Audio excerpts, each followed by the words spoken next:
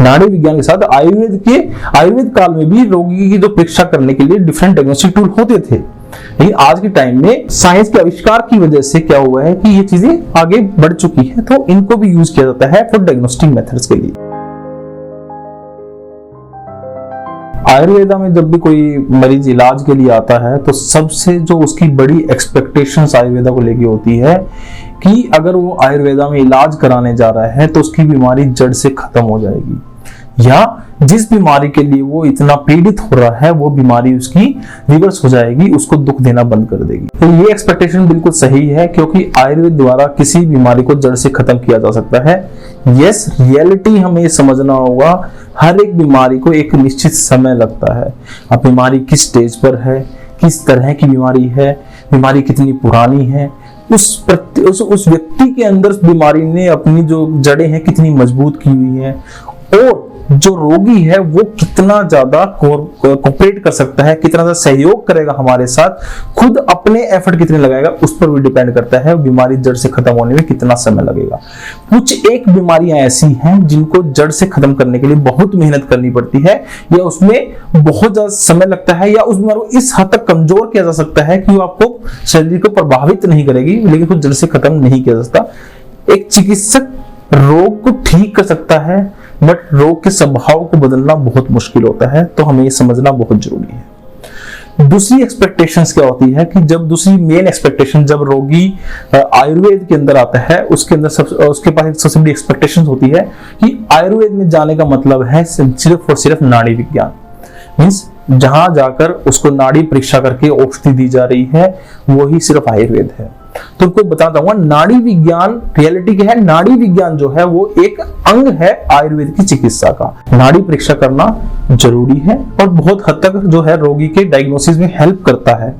But उसके अलावा बहुत सारी चीजें हैं जो आयुर्वेद चिकित्सक फॉलो करता है आपके रोग की परीक्षा करने में, रोगी की परीक्षा करने में, उसका औषध चिकित्सा पत्र बनाने में, क्या पंचकर्म करना चाहिए, क्या औषध देनी चाहिए, उसके लिए बहुत सारी चीजों को कैलकुलेट करता है। और इस एक्सपेक्टेशन में उनके दिमाग में एक चीज हो रहती है कि आयुर्वेद का डॉक्टर है तो उसको कोई लैब टेस्ट, कोई इन्वेस्टिगेशंस और एमआरआई, सीटी स्कैन किसी चीज की जरूरत नहीं है, वो सिर्फ नाड़ी विज्ञान के आधार पे ही आपकी रोग की परीक्षा करेगा। तो रियलिटी ये है कि देखो, ये सब जो डायग्नोस्टिक टूल्स हैं ये रोगी की बेहतरीन चिकित्सा के लिए यूज किए जाते हैं। नाड़ी विज्ञान के साथ आयुर्वेद काल में भी रोगी की जो परीक्षा करने के लिए डिफरेंट डायग्नोस्टिक टूल होते थे, लेकिन आज के टाइम में ड्यू टू साइंस के आविष्कार की वजह से क्या हुआ है कि ये चीजें आगे बढ़ चुकी है, तो इनको भी यूज किया जाता है फॉर डायग्नोस्टिक मेथड्स के लिए। तीसरी एक्सपेक्टेशंस क्या होती है, जब आयुर्वेद में रोग दिखाने के लिए आता है तो उसका दिमाग में एक सिंपल होती है कि आयुर्वेद का मतलब है जड़ी बूटी और उनके पाउडर्स को देना। रियलिटी ये है कि जड़ी बूटी और पाउडर्स को देना भी आयुर्वेद का एक अंग है, लेकिन उसके अलावा भी आयुर्वेद में सभी कल्पनाओं का वर्णन किया गया है। वटी कल्पना है, चूर्ण कल्पना है, आसव है, अरिष्ट है, इन सब कल्पनाओं का, कषाय कल्पना है, तो इन सब कल्पनाओं का जो है आयुर्वेद में वर्णन किया गया है। तो आयुर्वेद का मतलब सिर्फ और सिर्फ जड़ी बूटी और पाउडर्स को देना नहीं है, बिन कल्पनाओं को रोग और रोगी के अनुसार यूज करना ही आयुर्वेद है। एक और एक्सपेक्टेशन आयुर्वेद में स्पेशली पंचकर्म चिकित्सा की जहां बात करते हैं, रोगी के दिमाग में होती है कि पंचकर्म चिकित्सा अगर एक बार हमने पूरी कर ली, शोधन प्रक्रिया पूरी कर ली, तो हमारा रोग खत्म। तो उनके लिए रियलिटी ये है कि पंचकर्म चिकित्सा से बहुत फायदा मिलता है, शरीर का शोधन हो जाता है, रोग जो है बहुत हद तक कम हो जाता है।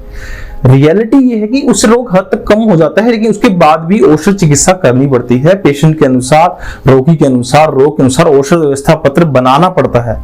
बट पंचकर्मा एक मेजर रोल प्ले करता है जो कि रोग की रोकथाम करने के लिए बहुत ही महत्वपूर्ण सिद्ध होती है। लेकिन इसका मतलब ये नहीं कि एक बार पंचकर्म किया तो रोग खत्म, कि हम 10-15 दिन पंचकर्म चिकित्सा की रोग खत्म हो गया, बिल्कुल, लेकिन उसके अनुसार बाद में औषध कल्पना करनी पड़ती है। तो ये कुछ एक्सपेक्टेशंस हैं जब रोगी आयुर्वेद में आता है, ये एक्सपेक्टेशन बिल्कुल सही है। मैंने कुछ ज्ञान बताया उसमें कि रियलिटी क्या है, कि वो होगा जो रोगी सोच रहा है आयुर्वेद में आने के लिए, वो डेफिनेटली होगा, लेकिन वो एक्चुअल में होगा कैसे, that is reality of Ayurveda. Thank you so much.